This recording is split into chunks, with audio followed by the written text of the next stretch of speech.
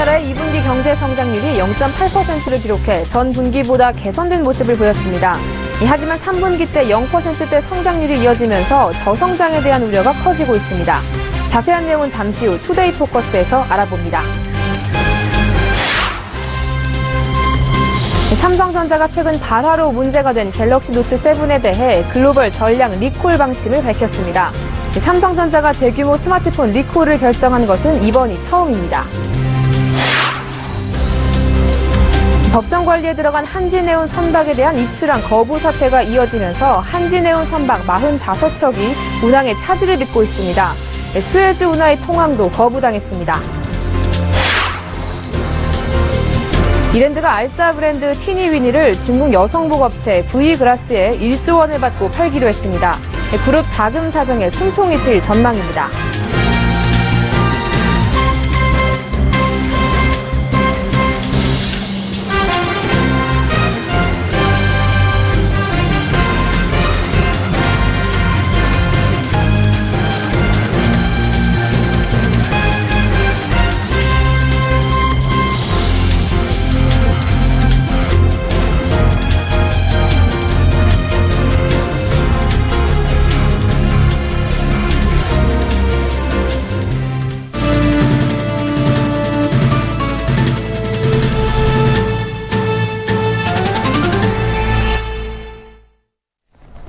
여러분 안녕하십니까. 9월 2일 생경제연장 오늘의 주요 뉴스입니다.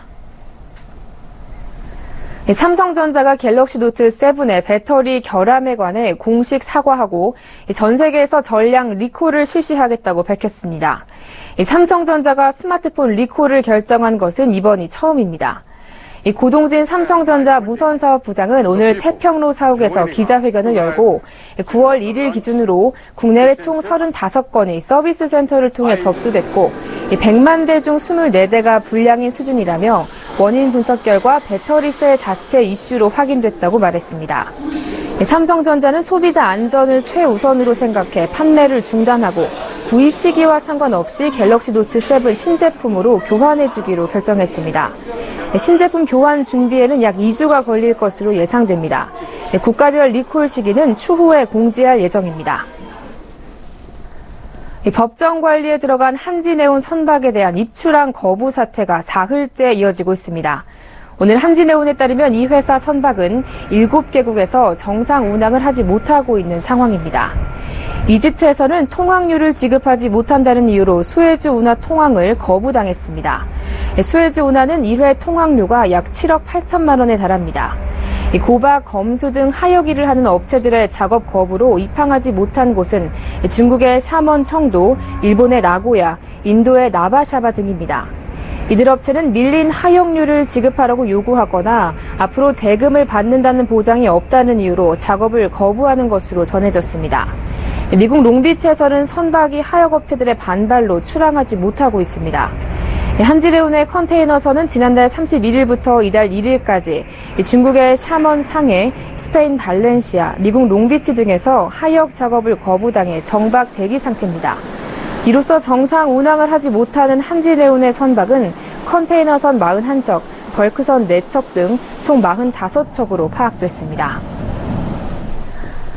이랜드의 알짜 브랜드로 평가받던 티니위니가 중국의 여성복 업체 V그라스에 매각됐습니다. 우리 돈으로 1조 원 규모에 넘기면서 이랜드 그룹의 자금 사정에도 숨통이 트일 전망입니다. 박미라 기자가 보도합니다. 이랜드의 티니위니 매각 작업에 드디어 마침표가 찍혔습니다. 중국 진출 13년차인 티니위니는 중국에서만 1,300개 이상의 직영 매장을 운영하며 지난해 매출 4,218억 원, 영업이익 1,120억 원을 기록한 알짜 브랜드입니다. 이랜드 그룹은 오늘 여의도 켄싱턴 호텔에서 기자간담회를 열고 어제 중국의 V그라스와 티니위니 매매 계약을 맺었다고 밝혔습니다. 이에 따라 V그라스는 이랜드로부터 중국 내 티니위니의 상표권과 중국 글로벌 상표권을 넘겨받게 됩니다. 1997년 중국에 설립된 V그라스는 고급 여성 브랜드를 운영하고 있습니다. V그라스는 티니위니의 유통망과 백화점 내 브랜드 위상에 대해 높게 평가한 것으로 전해졌습니다. V그라스는 이번 티니위니 인수로 중국 패션 시장에서 확고한 입지를 굳힐 수 있을 것으로 기대하고 있습니다. 티니윈이 매각에 따라 이랜드는 지난해 연말부터 선제적으로 진행해온 그룹의 재무구조 개선 작업이 탄력을 받게 됐습니다. 티니윈이 매각과 부동산 매각을 통해서 그 차입금 1.5조, 그다음에 부채 비율 200%에 거의 근접하게 됐습니다. 나머지 옵션들에 대해서는 그룹의 큰 성장 전략에 따라서 새롭게 그림을 그려나갈 계획입니다. 한편 작년 11월부터 재무구조 개선을 위해 언급되었던 킴스클럽 매각은 잠정 보류된 상태입니다. 또한 새로운 성장 동력을 찾기 위해 고려했던 면세점 진출 사업 역시 서울 합정도 면세점 부지를 매물로 내놓고 보류한 상태입니다. 서울경제TV 박미라입니다. 지난달 25일 정부가 내놓은 가계부채 관리 방안은 주택 공급을 줄여 급증하는 부채를 잡겠다는 겁니다. 하지만 당장 시행사들은 분양을 늦출 경우 막대한 금융비용 등을 떠안아야 돼 예정된 분양 물량은 그대로 공급할 것으로 예상됩니다. 보도에 정창신 기자입니다. 정부가 가계부채 관리 방안을 내놓은 지 일주일이 지났지만 시행사와 건설사들은 계획된 분양 물량을 축소할 움직임이 없습니다. 계획된 분양을 늦출 경우 막대한 금융비용 등이 쌓여 손실을 떠안을 수 있기 때문입니다. 부동산 전문 리서치 업체 리얼투데이에 따르면 이달 전국 74곳에서 4만 5천여 가구가 공급됩니다. 이는 지난달 분양 실적인 2만 7천여 가구보다 66.3% 증가한 물량입니다. 특히 분양시장 호황이었던 작년 같은 기간보다 25.4% 늘었습니다. 건설사들이 주택 건설을 할 때는 사실 몇 년간의 작업을 통해서 분양에 들어가게 됩니다. 그래서 그 몇 년간 들어간 금융비용이라든가 기획비용 같은 것들이 많기 때문에 당분간은 그 물량이 소진될 때까지는 계속적으로 물량이 늘어날 것 같습니다. 정부는 올해 LH가 공급하는 공공택지 물량을 작년보다 58% 수준으로 줄이고 내년 물량도 수급 여건 등을 고려해 추가로 축소를 검토하기로 했습니다. 그러나 민간 시행 건설사들이 정부 방침을 따를 의무가 없어 이미 잡아놓은 분양 물량이 수정될 가능성은 거의 없는 상황입니다. 다만 정부가 공공택지 물량을 감축하기로 한 만큼 중장기적으로 신규 아파트 공급이 줄고 자산 가치가 더욱 높아질 것으로 예상됩니다. 한편 오늘 부동산 114에 따르면 이번 주 전국 아파트값 상승률은 0.1%로 전주보다 0.01%포인트 올랐습니다. 특히 서울 아파트값은 0.23% 올라 올 들어 가장 높은 상승률을 나타냈습니다. 서울경제TV 정창신입니다.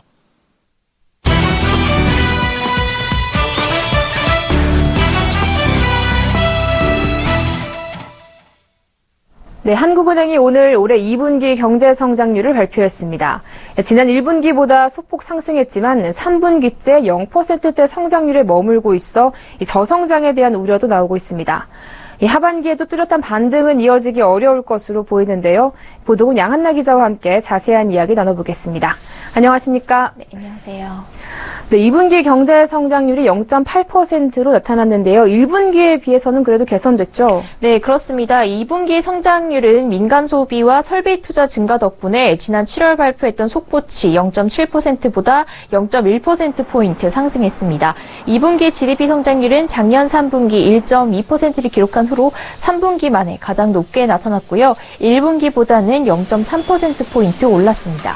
전년 동기 대비 성장률은 3.3%로 나타났는데요. 이는 지난 2014년 3분기 3.4%를 기록한 이래 7분기 만에 가장 높은 수준입니다.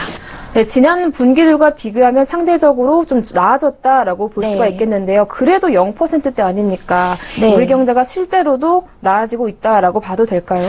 네, 꼭 그렇지만은 않은데요. 비록 전분기 대비 성장률이 상대적으로 개선되기는 했지만 절대적으로 여전히 낮은 수치여서 저성장이 우려가 되고 있습니다. 경제 성장률이 작년 4분기부터 이번 2분기까지 3분기째 계속해서 0%대 부진에서 헤어나오지 못하는 모습인데요.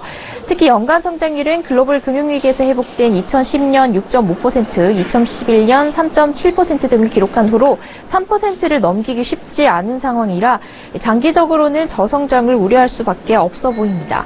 전 세계적으로 나타나고 있는 저성장 흐름에서 한국도 자유로울 수 없는 건데요. 특히 과도한 부채와 인구 고령화 등이 정체를 더 부추기고 있습니다. 정부가 올해 상반기 재정을 조기 집행하고 개별 소비세를 인하하는 등 경기 부양에 힘을 썼지만 지난 6월 말 가계 부채가 1257조 3천억 원을 기록하는 데 이어서 하반기에는 소비 절벽에 대한 우려가 커지고 있는 상황입니다. 한편 한국은행은 이번 2분기 성적표가 나쁘지 않은 수준이라고 평가했는데요. 연간 잠재 성장률을 3.0에서 3.2%로 추정하는 상황에서 분기에 0%대 후반 성장률을 보인 것은 저성장으로 보기는 어렵고 다른 주요국과 비교해서 양호한 수준이다라는 건데요.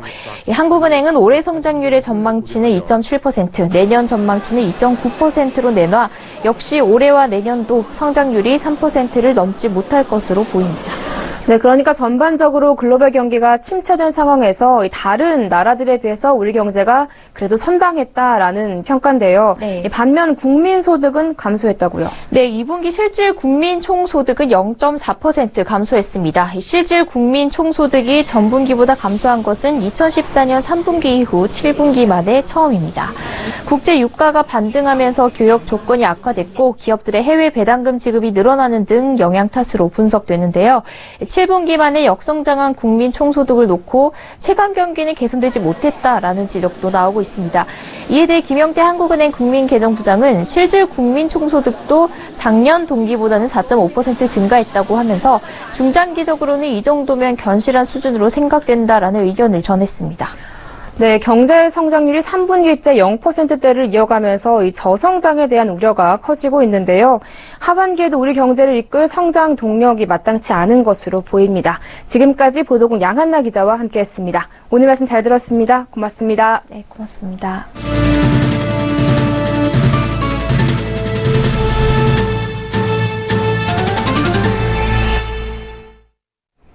현대차가 개별 소비세 인하 종료와 노조 파업에 따른 생산 차질 여파로 판매가 급감하며 실적 부진의 늪에 빠지는 것 아니냐는 우려가 깊어지고 있습니다. 이에 현대차는 하반기 출시를 앞둔 신차를 통해 내수 판매 절벽을 돌파한다는 전략입니다. 김혜영 기자가 보도합니다. 현대차의 신형 i30와 6세대 완전 변경 모델 그랜저. 내수 판매 부진에 시달리는 현대차의 구원투수로 등판할 모델입니다. 지난 1일 사전 계약에 돌입한 신형 i30는 오는 7일 세계 최초로 국내와 유럽에 동시에 출시됩니다. 애초 오는 10월 파리모터쇼에서 공개될 것으로 보였지만 판매 우려가 현실화되며 일정을 앞당겨 출시하기로 했습니다. 특히 유럽에서 효자 노릇을 톡톡히 하고 있는 만큼 신형 i30는 국내뿐 아니라 해외 시장 판매 증가에 큰 역할을 할 것으로 기대됩니다. 내수 부진을 씻어낼 또 다른 해결사는 바로 준대형 시장의 절대 강자로 불리는 그랜저입니다. 5년 만에 완전 변경되는 모델로 30대에서 50대 이상까지 그야말로 폭넓은 수요층을 갖고 있는 주력 모델로 이미 출시를 기다리는 대기 수요가 상당합니다. 당초 연말 출시를 앞뒀던 신형 그랜저는 시기를 앞당겨 오는 10월 말로 출시가 점쳐지고 있습니다. 지난달 현대차의 내수 판매는 42,112대, 전년 같은 기간보다 17.6% 감소했고 전월 대비해서도 13% 떨어진 수치입니다.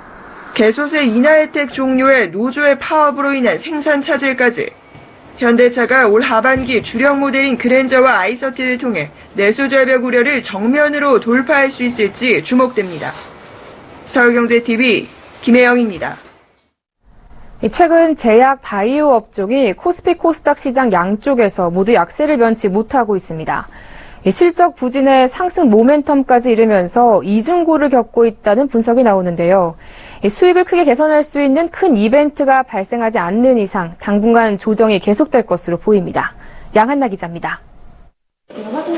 코스피 의약품 지수가 지난 6월 중순 이후 지속적으로 하락세를 보이면서 두 달 새 11.3% 급락했습니다.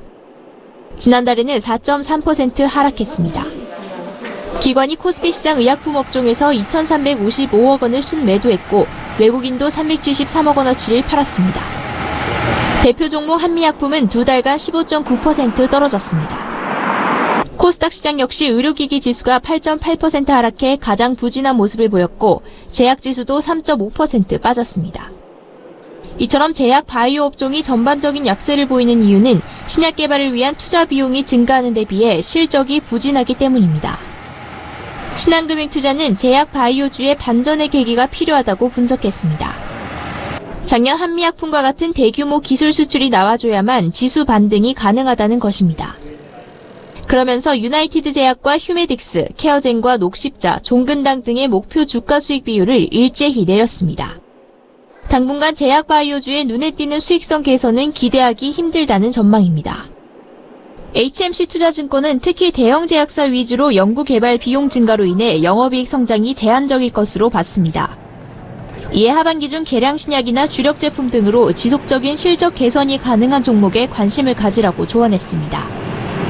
국내 제약 바이오주에 영향을 미치는 미국 낙스닥 건강의학지수도 지난달 2% 하락했습니다. 서울경제TV 양한입니다. 온라인 상거래가 일반화됐지만 자동차 업체들은 아직까지도 온라인 판매를 꺼려왔는데요. 카카오페이가 오늘부터 르노 삼성 자동차 QM6의 청약금 간편 결제 서비스를 시작했습니다. 앞으로 서비스가 확대되면 스마트폰으로 자동차를 구매하는 것도 가능해질 것으로 보입니다. 보도에 정은규 기자입니다. 이제 르노 삼성 자동차가 카카오와 손잡고 업계 최초로 자동차 온라인 판매를 시도합니다. 르노 삼성은 신차 QM6 예약 판매를 시작했는데 소비자가 홈페이지를 통해 차를 계약할 수 있도록 시스템을 구축했습니다. 이때 예약 고객은 청약금을 납입해야 하는데 카카오가 운영하는 간편 결제 서비스 카카오페이를 통해 스마트폰으로 곧장 청약금을 낼 수 있도록 했습니다. 자동차 온라인 판매는 기존 영업망과의 마찰이나 브랜드 이미지 훼손 등의 이유로 완성차 업체들이 꺼려왔던 분야입니다. 하지만 업계에서는 이번 르노 삼성과 카카오의 협력은 양사 모두에 득이 될 것으로 보고 있습니다. 내수시장에서 막대한 영업망을 갖춘 현대 기아차와 경쟁하고 있는 르노 삼성은 적은 비용으로 소비자와의 접점을 늘릴 수 있게 됐습니다. 카카오 입장에서도 간편결제 가맹점 다양화는 물론 향후 인터넷은행 출범 뒤 르노 삼성과의 파트너십을 통한 자동차 금융상품 개발도 고려해볼 만합니다. 또 당장은 청약금 결제만 가능하지만 앞으로는 차량 가격 전체까지 확대될 가능성이 큽니다. 르노 삼성 관계자는 시장 분위기에 따라 잔금까지 모두 카카오페이로 결제해 차를 구매할 수 있는 방향을 고려하고 있다고 밝혔습니다. 카카오 역시 서비스 확대 기회가 주어진다면 마다할 이유가 없다는 입장이어서 스마트폰으로 차량 상담부터 결제까지 할 수 있는 서비스가 가능할 것으로 기대됩니다. 서울경제TV 정은규입니다. 국내 주식형 펀드에서 23거래일 연속으로 2조 원에 육박하는 자금이 빠져나갔습니다. 금융투자협회에 따르면 지난달 31일 상장지수 펀드 ETF를 제외한 국내 주식형 펀드에서 907억 원이 순유출됐습니다. 이로써 지난 7월 29일부터 8월 31일까지 23거래일간 국내 주식형 펀드에서 순유출된 자금은 약 1조 9천억 원으로 늘어났습니다. 국내 주식형 펀드에서 자금 이탈이 계속되는 것은 차익 실현을 위해 펀드 해지에 나선 투자자들이 줄을 잇기 때문입니다. 이처럼 장기간 자금 순유출이 이어진 것은 2013년 8월 28일부터 44거래일 연속 자금이 빠져나간 이후 처음입니다. 당시 누적 순유출 자금은 6조 원이 넘었습니다. 하나금융이 미국계 사모펀드 론스타가 낸 약 6천억 원의 손해배상 소송에 휘말렸습니다. 하나금융에 따르면 외환은행 최대 주주였던 론스타의 자회사 LSFKB홀딩스가 하나금융을 상대로 5,596억 원 규모의 손해배상을 요구하는 중재 신청을 국제중재재판소에 냈습니다. 이번 중재 신청은 하나금융이 LSFKB홀딩스로부터 2012년에 외환은행 발행 주식 51.02%를 매수한 것과 관련된 것입니다. 하나금융 관계자는 론스타가 자신들이 외환은행을 싸게 판 것에 대해서 손해배상을 요구하고 나선 것이라며 법률 대리인을 신청해 적극적으로 대응하겠다고 말했습니다. LG전자가 세계 최대 전자상거래 회사인 아마존과 손잡고 스마트홈 사업에 속도를 내고 있습니다. LG전자는 국내에 출시한 스마트 싱큐 센서와 스마트 싱큐 허브에 아마존의 사물 인터넷 서비스를 결합했다고 밝혔습니다. 스마트 싱큐 허브에는 아마존의 음성인식 서비스인 알렉사를 연동해 사용자는 음성으로 LG 가전제품을 제어할 수 있게 됩니다. 날씨나 일정을 스마트 싱큐 허브 화면과 음성으로 알 수 있고 블루투스로 스마트폰 음악을 감상할 수도 있습니다. 스마트 싱큐 센서에는 아마존의 쇼핑 시스템 대시 기능이 더해져 센서를 누르기만 하면 생필품을 주문할 수 있습니다. 세탁기 도어에 스마트 싱큐 센서를 누르면 세제를, 냉장고 센서를 누르면 음료를 구매하는 식입니다. LG전자는 현지 시간으로 2일에서 7일 독일 베를린에서 열리는 IFA 2016에서 다양한 스마트홈 솔루션을 공개합니다. 대우건설이 오늘 서울 강남구 역삼동에 짓는 역삼역 센트럴 프로졸시티 모델하우스를 오픈하고 분양 일정에 돌입했습니다. 이 단지는 지하 7층에서 지상 18층, 한개동, 전용 면적 17제곱미터에서 39제곱미터, 736실 규모의 오피스텔입니다. 센트럴 프루조시티는 지하철 2호선 역삼역에서 300m 거리에 있어 도보 5분이면 도착할 수 있습니다. 또 분당선 성능역, 9호선 언주역, 신분당선 강남역도 주변에 있어 풍부한 교통 환경을 갖췄습니다. 단지 주변엔 개발 호재도 많아 임대 수요가 풍부할 것으로 예상됩니다. 단지 바로 앞에는 약 3,500억 규모의 벨레상스 서울호텔이 개발될 예정이고 인근에 5만여 명이 상주할 현대자동차 글로벌 비즈니스 센터도 진행 중입니다. KTX와 GTX, 통합철도 역사 등이 들어서는 영동대로 지하 광역복합환승센터 사업도 2021년 조성을 목표로 추진되고 있습니다. 여기에 한국은행과 GS타워, 포스코센터 등 밀집된 업무시설과 교육, 호텔, 상업시설 등 약 100만 명의 종사자가 있어 풍부한 임차 수요가 예상됩니다. 센트럴 프루조시티 분양가는 3.3제곱미터당 평균 1,870만 원이며 중도금 60% 무이자 혜택이 제공됩니다. 모델하우스는 강남구 역삼동 677-28번지에 문을 열었습니다. 한국토지주택공사 LH가 이번 달 5일과 19일 국민임대주택 218개 단지 약 14,000가구에 대한 예비 입주자를 모집합니다. 국내 스마트폰 사용자가 한 달 동안 쓰는 평균 데이터 양이 처음으로 5GB를 넘었습니다. 올 여름 유례 없는 폭염이 장기간 지속되면서 전국에서 약 430만 마리에 가까운 가축이 폐사해 142억 원의 피해를 입은 것으로 집계됐습니다. 이번 주말 고속도로는 추석을 앞두고 길을 나선 벌초객들로 인해 다소 혼잡할 전망입니다. 서울 출발을 기준으로 부산까지 5시간 10분이 걸릴 것으로 예상됩니다.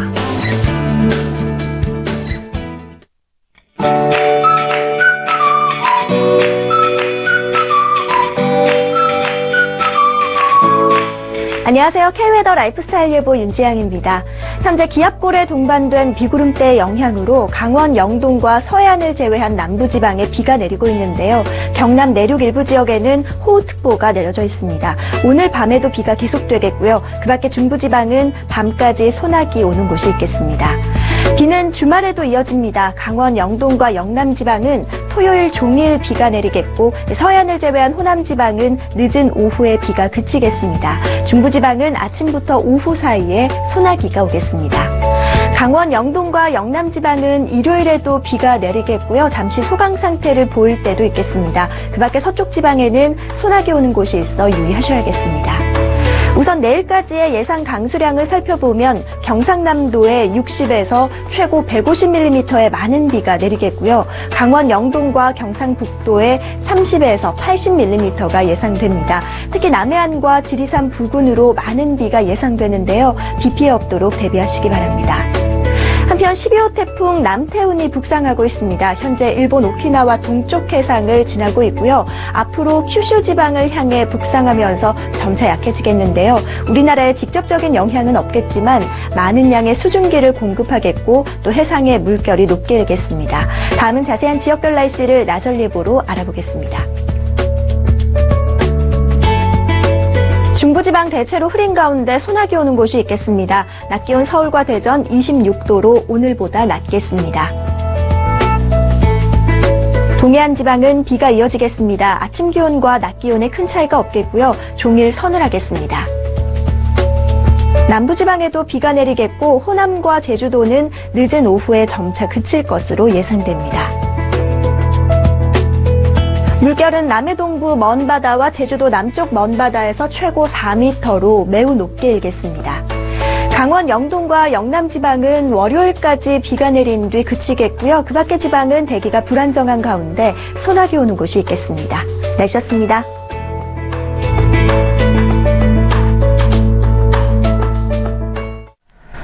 개별 소비세 인하와 임시공휴일 특효약도 먹히지 않았습니다.